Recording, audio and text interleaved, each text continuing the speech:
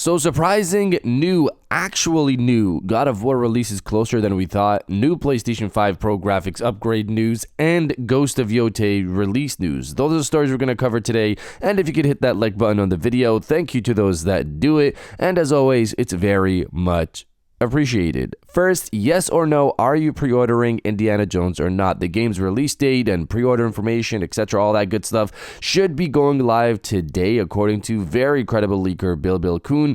Are you guys going to pre-order the game? There's also going to be a physical edition apparently as well, according to the leaker. So comment below, yes or no, if you're going to pre-order Indiana Jones or not. Let me know down in the comments below. Now, diving into the first story of the video, Ghost of YOTEI news. So we've been waiting to hear more information on Ghost of YOTEI. We've known that this game is launching this year since it was announced last year for 2025. The problem right now is that it's almost April, and we're still waiting to hear more about the release date for the game, or really anything new about the game. So this is definitely something that has people worried slightly about when this game is actually going to launch. Recently, though, a post by the senior communications manager has reassured people to a certain degree that this game is still set to launch this year. This comes from Andrew Goldfarb, who said this over on X: "Come work with me. We're looking for an experienced community and support specialist to help us launch Ghost of YOTEI this year. To be clear up front, this is a contract role and can be fully remote, but only in the US and Canada.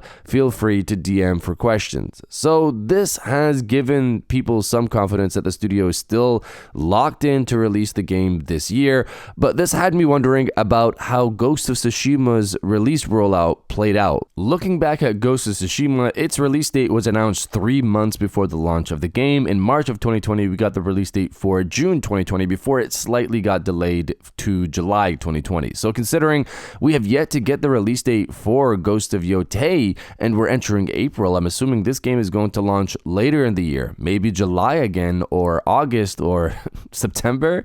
I was personally hoping this game would launch earlier in the year, considering they've been quiet for so long and announced the game late last year, setting it up for a potentially earlier launch in 2025. Then I saw that Death Stranding was releasing in May, making me wonder if Ghost of YOTEI is a later launch. Again, there's a lot of summer games, so I'm wondering where they could place it. Of course, let's wait and see what happens. They seem to still be set on launching this game this year. And if you're enjoying the video so far, hit that subscribe button and join our growing community on our way to 150,000 subscribers. Every Ronin here is after you.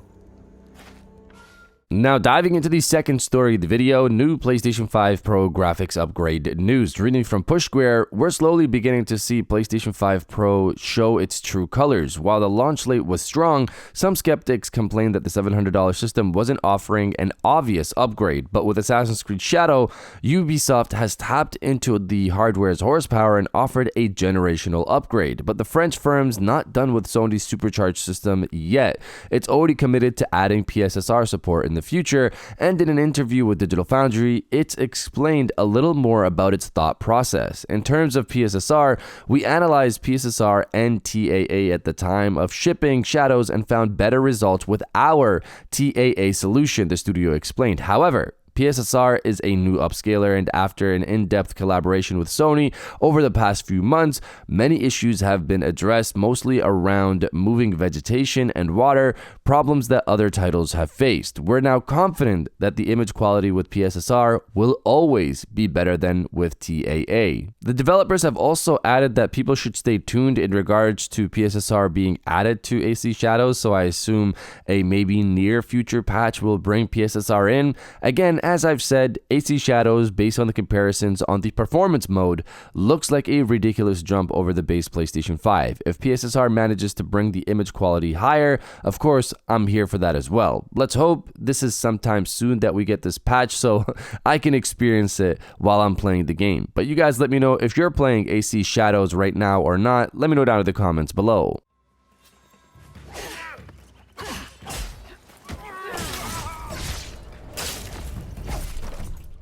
And now diving into the final story of the video, an actually new God of War game is set to release closer than we thought. Reading from Video Game Chronicle, a new God of War project set in Greece is coming this year. It's claimed rumors have circulated for some time about a remastered collection of the God of War titles set for this year, timed for the franchise's 20th anniversary. Now, Giant Bomb's Jeff Grubb has claimed that a new God of War side story project set in Greece is coming this year.